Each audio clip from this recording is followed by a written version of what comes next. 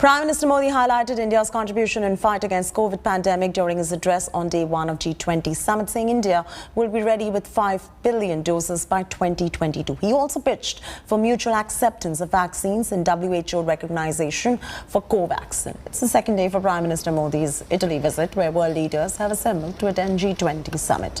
He's going to be attending G20 session on climate change and environment at 2:30 p.m.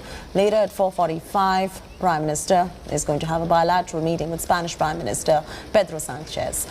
At 5:20 p.m, he's going to be attending third session on sustainable development, after which he's going to be moving on to the second leg of his European visit to attend the COP26 meeting in Glasgow. After attending the G20 summit, the Prime Minister is going to be moving to Glasgow to attend the 26th Conference of Parties to the United Nations Framework Convention on Climate Change.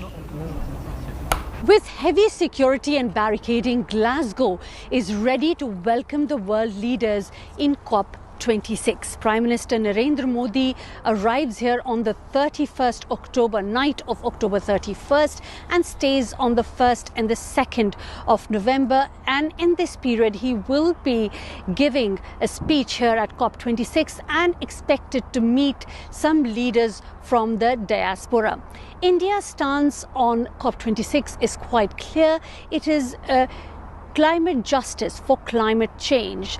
That possibly means that by 2050, it has been said that the carbon emission should be reduced to zero. But this global goal should not be same for everybody.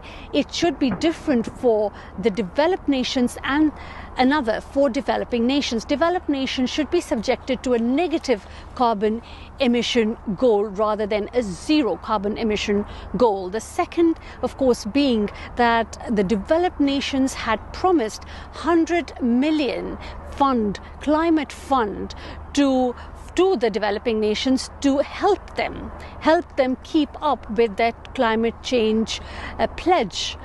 That has not happened, and one assertion would be for them to pull up their socks and come up with the funding.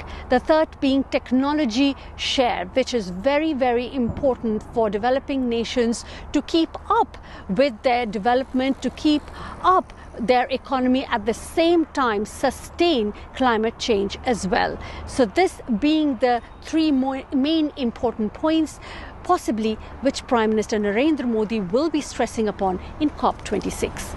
Lavina Tandon for India Today from Glasgow, Scotland.